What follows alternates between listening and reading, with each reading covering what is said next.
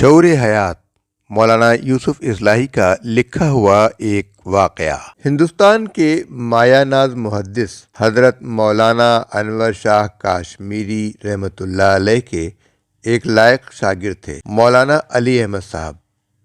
مولانا علی احمد صاحب بھی حدیث پر اچھی نظر رکھتے تھے۔ آپ نہایت ہی معمولی اور کمزور جثے کے مالک تھے۔ چھوٹا سا قد، سیاہی مائل رنگ، معمولی ناک نقشہ، کمزور و ناتواں۔ بظاہر ان کی شخصیت میں کوئی کشش نہ تھی۔ ایک دن دوران درس بڑے تاثر کے ساتھ مزے لے کر اپنا ایک دلچسپ واقعہ سنایا۔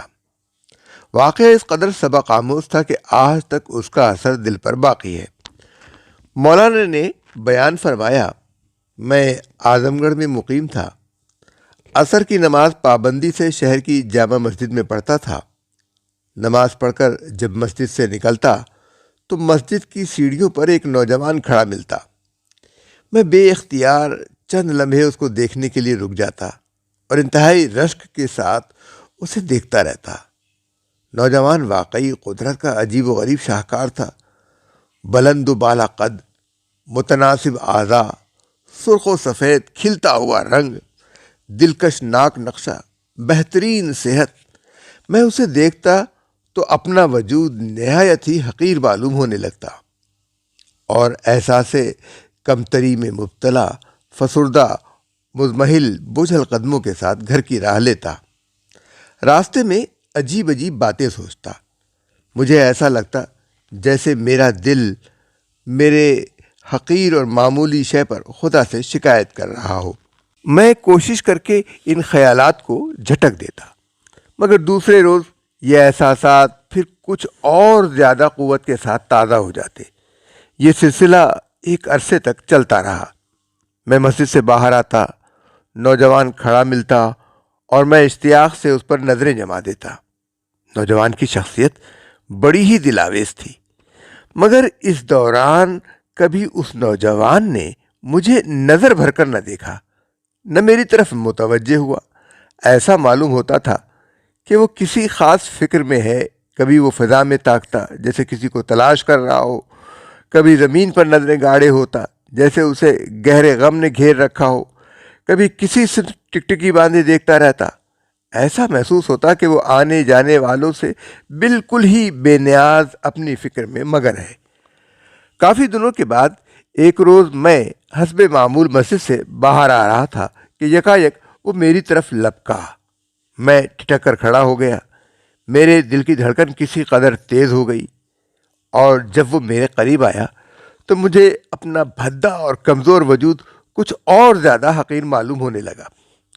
نوجوان نے کسی تمہید کے بغیر بڑی عاجزی اور لجاجت سے کہا، مولانا صاحب، آپ کی بڑی مہربانی ہوگی، مجھے کوئی دعا بتا دیجئے یا کوئی تعویذ دے دیجئے، شاید خدا مجھ پر کرم فرمائے۔ میں حیرت سے اس کے یہ خلاف توقع جملے سنتا رہا اور پھر میرے دل نے نہایت چابک دستی کے ساتھ فیصلہ کیا کہ نوجوان ضرور دل کے ہاتھ مجبور ہے۔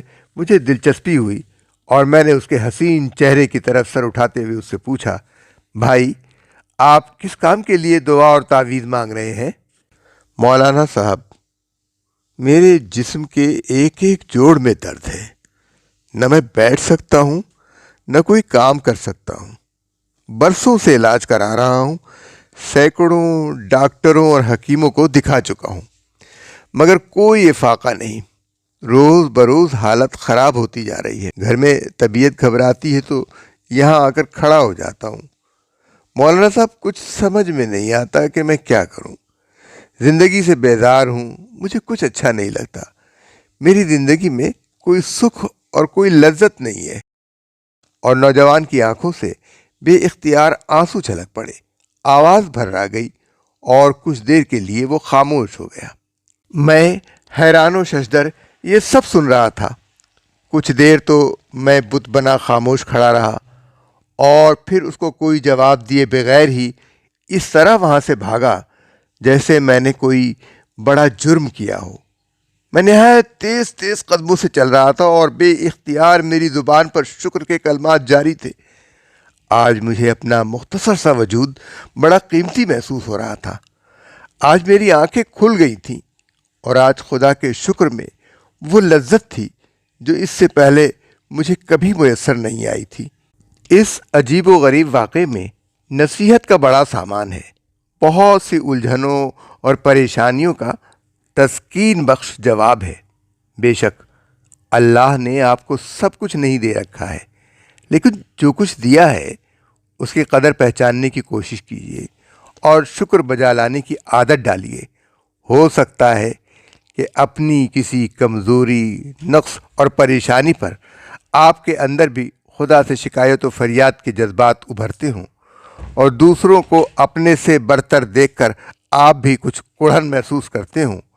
ایسے تمام مواقع پر قوی اندیشہ ہوتا ہے کہ آدمی صبر و شکر کا دامن چھوڑ بیٹھے اور ذہن و فکر کی کسی ایسی کجی میں مبتلا ہو جائے جو مومن کی شان کے خلاف ہے۔